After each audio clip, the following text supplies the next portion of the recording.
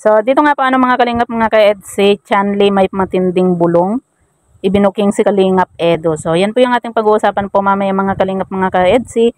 Pero bago po natin ipagpatuloy ang video ito sa mga bago pa lang po sa ating munting channel, huwag po natin kalimutang suportahan ang ama ng Kalingap, Kuya Val Santos Matubang at Kalingap Rob. At paunawa, panoorin po muna ang full video bago mag-comment para malaman ang nilalaman nito. So, dito nga po mga kalingap mga ka-EDSI, grabe no, nakakatuwa po talaga itong batang si Chanli nga po. Napakadaldal Grabe, ang sarap po niyang panoorin nga po at saka kung pag nakikipag-usap po siya para siyang matanda. Kaya naman talagang ang dami pong natutuwa dito sa batang itong si Chanli nga po mga kalingap. At yan nga po, hinahanap nga po niya itong asawa nga daw po ni Kalingap Edo. At nung sinabi nga po ni Kalingap Edo na hindi mo nga nakikita yung asawa. Kumbaga sinabi ni Kalingap Edo na hindi nga daw niya nakikita yung asawa niya Tapos ang sagot naman po ni Chanli, nakita na daw po niya sa cellphone nga daw po ni Kalingap Edo, di ba?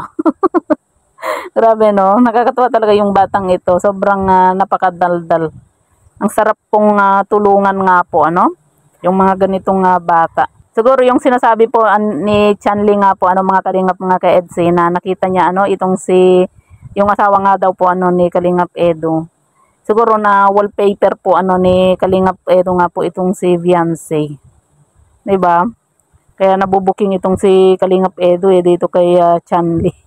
So yan po mga kalingap mga ka-EDSI, kailan po kaya mag-upload si Kalingap Rob nga po dito nga po sa part 81 po ng Tambalang EDSI. Nakakamiss na po kasi week na rin po nung napanood po natin yung part 80 nga po ng Tambalang EDSI. Sana may upload na rin po itong si Kalingap Rob dito nga po sa part 81 kasi nakakamiss na po yung kanilang tambalan nga po. Yung kanilang teleserye.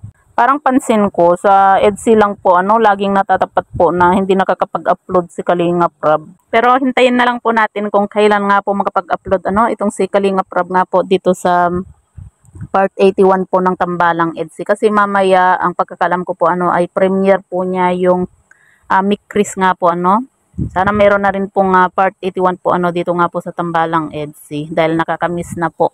Pero habang wala pa pong upload nga po itong si Kalingap Rob nga po dito sa part 81, ang gawin na lang po natin muna mga kalingap mga ka-EDSI, mag-marathon po lalo na po dun sa mga vlog po ng EDSI na malapit na pong mag 1 million.